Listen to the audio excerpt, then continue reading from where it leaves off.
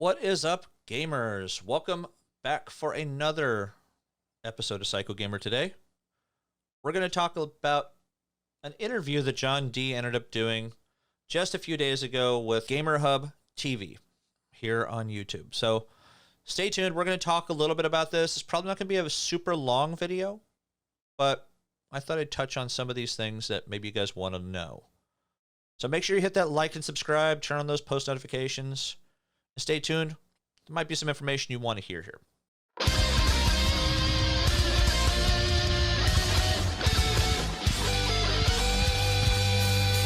All right. Like I mentioned today, we are going to talk about the GamerhubTV interview with John D the other day. Now, it was a pretty good interview. I watched a majority of it. It was about an hour long or so. So if you haven't checked them out, I will post them down below so you can take a look at it for yourself, just in case you feel that I might have missed anything, which I may have missed something, but I think I kind of got the meat of what a lot of people were looking for. So on top of that particular day, or like within a day or two of that, they also talked about the Dim-Mak Street Fighter 2 edition and also their Arcade1 beta tester program, which if I haven't posted already, you'll see that later on. So one of the things that they ended up talking about was NFL Blitz. People were asking, and they have been asking, what is the deal with NFL Blitz? Are you going to be able to get the license? Right now, it's not looking like it right now, guys. So that's one of the big issues they're having is right now EA, Electronic Arts, have exclusive rights to the NFL games for the Madden series of games. Now, when it comes to are any of those players still playing? No, none of those players who were in the old NFL Blitz games are still playing, but it's a matter of still paying the NFL for rights to use those rosters. That's why they had some issues with NBA Jam and not being able to include every single player that was in the original game. So if you notice, there was a few players missing from NBA Jam, and that's a reason why, is because it was a licensing issue. Who knows? Maybe if they ended up getting more licensing for some more of those players, maybe they'll add them in as an update later on.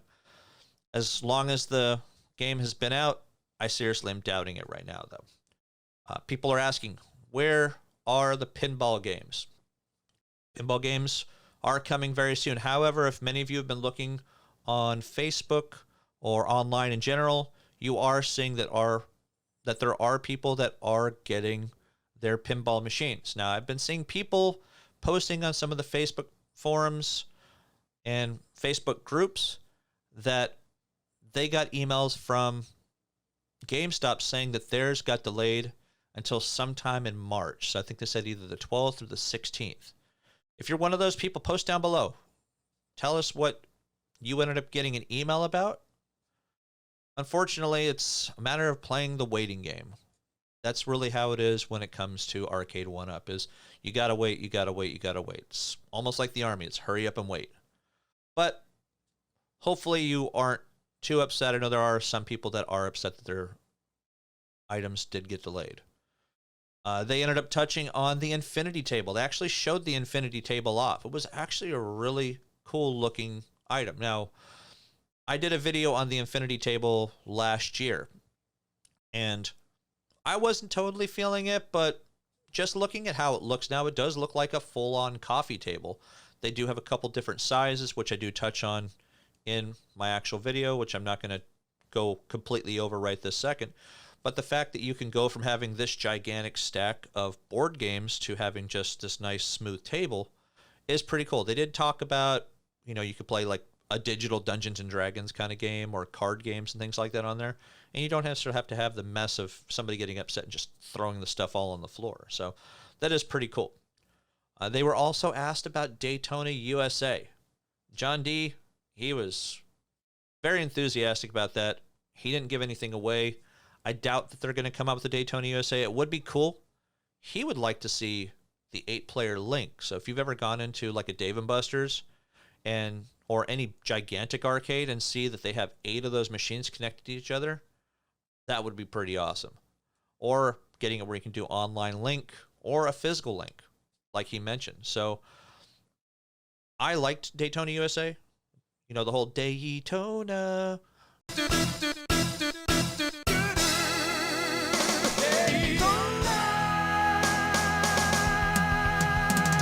Was a really cool thing that you're going to be able to remember for the rest of your life if you ever played those games back in the day on PlayStation. Actually, I don't think it was PlayStation. I think it was actually Sega. It was on the Sega Saturn.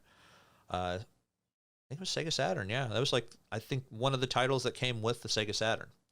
So the next title they talked on, which I know a lot of you guys have been asking about, I've been asking about, Simpsons Arcade. Again, this boils down to licensing, but having that go hand in hand with another game people are looking for, which is Sunset Riders. The owners of those games want to have their own cabinets with that particular game as being the primary one, which I don't see any problem with that, because I would see people being able to buy both of those and not be unhappy about it. Now, they're not going to be, they're not going to have super crazy high quality buttons like people really want in terms of your Street Fighters. But as long as the games are really good quality and functional when it comes to the equipment, I think people are going to be very happy with it. What other games do you think they could put in as 4 players with those? I know Sunset Riders and The Simpsons are a couple of the biggest 4-player games that they haven't done yet, on top of your Ninja Turtle games, and also the X-Men Arcade.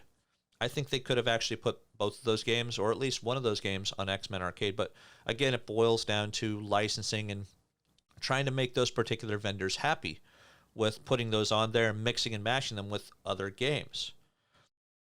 One of the things they did talk about was the actual little coin slot on the front of the machines. Obviously, your older machines don't have those, but they are starting to put them out, like some of the newer ones they're releasing, that are going to have like a decal in the front to make it look like it's actually got a coin slot.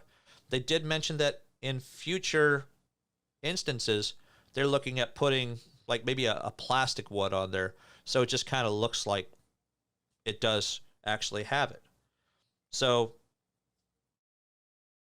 they want to support the modding community as well. So you do have a lot of people that obviously are modding these, but they want to make them a little easier for the people to mod, or to make it where they're mod friendly. So one of the last games that they did talk about was Star Wars Trilogy. Star Wars Trilogy was released in the arcades.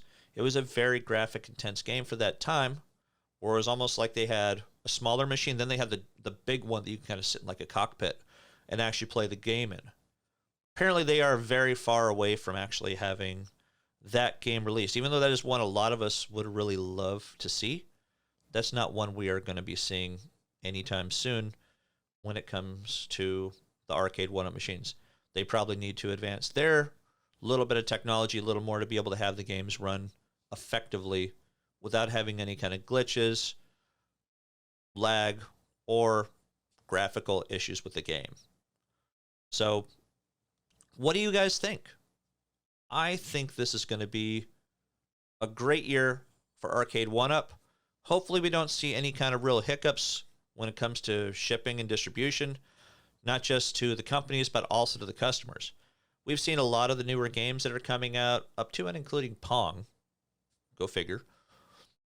And it has really made people very excited about what Arcade1up's looking at doing.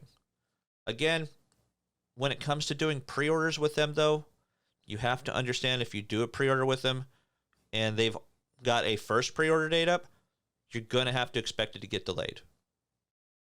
And it's kind of like SpaceX. They give you a date, add 2 or 3 months to it in some cases, maybe even longer.